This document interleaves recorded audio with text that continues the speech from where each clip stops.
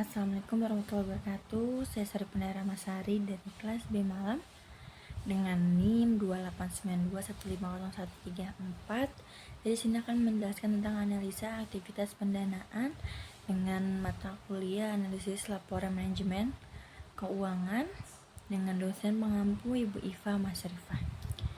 Dan pengantar yang pertama itu, apakah tujuan dana yang dikeluarkan oleh perusahaan telah benar, dan mengimplementasikan jumlah harapan laba yang akan atau hendak dihasilkan oleh perusahaan. Apakah dengan kumulasi kos yang telah dikeluarkan seimbang dengan manfaat laba yang akan didapat? Apakah perusahaan pesaing juga telah memanfaatkan peluang cost benefit yang telah mereka laksanakan ataukah belum sama sekali dilaksanakan? Apakah dengan hanya mengandalkan cost yang telah dikeluarkan dalam standar budget tahunan akan menghasilkan laba yang diharapkan atau malah sebaliknya? Analisis kualitas laba dalam laporan laba rugi. Yang pertama itu ada analisa atas kualitas. Ini dikatakan sebagai pengeluaran biaya yang penting untuk membantu nilai kualitas laba. Yang kedua, pengeluaran biaya ini disebut sebagai pengeluaran yang fleksibel discounting expenditure yaitu merupakan pengeluaran yang dapat dipindahkan antar periode untuk membuat cadangan atau mempengaruhi laba. Dan yang ketiga ada pengeluaran yang fleksibel dapat dilihat pada dua contoh pentingnya, misalnya beban iklan. Subramanya menganalisa bahwa sebagian besar pengeluaran iklan memiliki dampak yang melampaui pada periode saat ini. Hal ini merupakan pembiayaan lemahnya hubungan antara pengeluaran iklan dengan kinerja jangka pendek. Dan yang kedua contohnya bebas riset dan pengembangan. Biaya ini merupakan biaya yang paling sulit untuk diprediksi, dianalisis, dan diimplementasikan karena manfaatnya bukan didapatkan secara langsung maupun apabila biaya yang tidak dikeluarkan akan mengancam kelangsungan inovasi perusahaan di masa yang akan datang. Analisa pengeluaran dana oleh perusahaan. Dalam pengeluaran sejumlah dana oleh perusahaan, maka terdapat beberapa poin yang harus dianalisis oleh pihak internal perusahaan, antara lain pengeluaran dana atas kewajiban, pengeluaran dana atas sewa, pengeluaran dana atas manfaat pasca pensiun, pengeluaran dana atas kontingensi, pengeluaran dana atas ekuitas pemegang saham, dan terakhir pengeluaran dana khusus atas kesempatan lelang.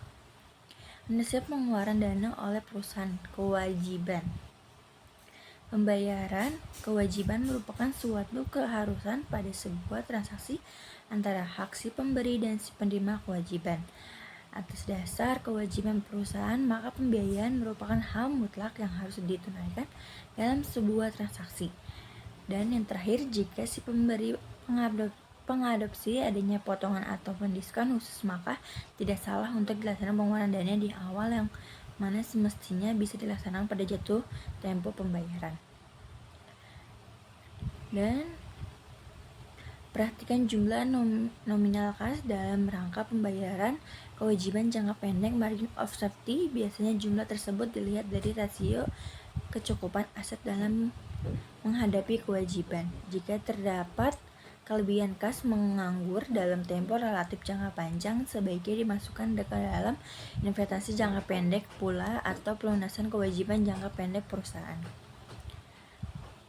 Dan analisa pengeluaran dana oleh perusahaan yang disebut sewa. Sewa merupakan bentuk pengeluaran dana yang sangat populer khususnya dalam beberapa industri tertentu. Sewa dalam hal ini dapat dikategorikan sebagai leasing, di mana ada perjanjian antara leases penyewa atau lessor pemilik. Dan yang ketiga, terdapat dua opsi yang paling populer juga di dalam leasing, yaitu operating leases and capital leasing.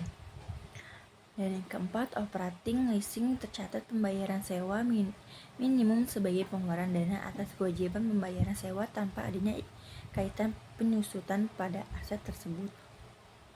Dan yang kelima, sedangkan untuk capital leases terdapatnya hak opsi dan pembayaran bunga bulanan atau tahunan pada kategori transaksi sewa menyewa yang berkaitan Dan yang keenam, pihak manajemen dapat mengambil keputusan dari sudut pandang dua opsi sewa di atas demi kepentingan efisien dan efektivitas perusahaan. Dan yang ketujuh, perusahaan bisa mengambil opsi mereka untuk mengkonvert operating leases menjadi capital leases. Namun perusahaan harus memilih konsekuensi bunga dalam pembayaran. Dan yang kedelapan, akan tetapi jika pembayaran sewa minimum secara total memberikan dampak gangguan atas arus kas perusahaan, maka perusahaan dapat mempertimbangkan untuk mencari alternatif lain, apakah dengan perolehan cicilan atau pendanaan eksternal atas kepentingan aset tersebut. Dan yang terakhir, perolehan versus sewa. Analisa pengeluaran dana oleh perusahaan, manfaat pasca pensiun. Yang pertama, banyak perusahaan belum memanfaatkan celah dari pembayaran manfaat pasca pensiun ini. Dan yang kedua, undang-undang ketenagaan mewajibkan perusahaan untuk memberikan ketentuan sejumlah nominal uang dalam bentuk pesangon kepada para pekerja jika masa tugas telah selesai, cari hukum online UU nomor 13 tahun 2003. Yang ketiga, dalam akuntansi diatur pada Statement of Financial Accounting Standard yang disebut SFAS 158. Dan yang keempat, jika perusahaan memanfaatkan program dana pensiun untuk kemudian mereka investasikan secara lanjut, maka perusahaan akan mendapatkan pendapatan tambahan dari hasil investasi dana pensiun tersebut. Yang kelima, program pensiun ini memanfaatkan garis waktu dalam pendanaan walaupun sebenarnya nilai uang di masa yang akan datang tidak pasti nilainya. Dan yang keenam, boleh juga menggunakan jasa aktuarial dalam menganalisis overfund plan atau underfund plans. Dan yang ketujuh, beberapa komponen dalam biaya atas manfaat pasca pensiun yang diharapkan ada biaya jasa yakin alokasi aktuaria, yang kedua biaya bunga asumsi tingkat diskonta, amortisasi biaya atas manfaat pasca pensiun, yang terakhir ada administrasi dan legalitas biaya atas manfaat pasca pensiun. Dan analisa pengeluaran dana oleh perusahaan kontingensi. Kontingensi merupakan keuntungan ataupun kerugian potensi yang penyelesaiannya tergantung pada satu atau lebih peristiwa di masa yang akan datang, timbul ketidakpastian. Yang kedua, kewajiban kontingensi timbul dari kata perkara hukum, ancaman pengalibian, penagihan piutang, klaim atas garansi atau perusahaan produk, garansi kinerja, perhitungan pajak risiko, asuransi, dan berbagai kerugian properti akibat bencana alam yang tidak diduga.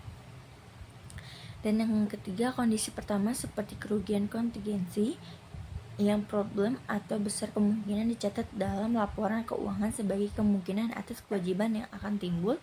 Dan yang keempat, kondisi kedua menggambarkan kerugian dapat diestimasi dengan memadai, contohnya kerugian piutang tidak tertagih dan wajib garansi produk. Dan yang terakhir, dua kondisi tersebut berkaitan dengan prinsip konvergensi dalam akuntansi. Analisa pengeluaran dana dalam perusahaan ekuitas pemegang saham.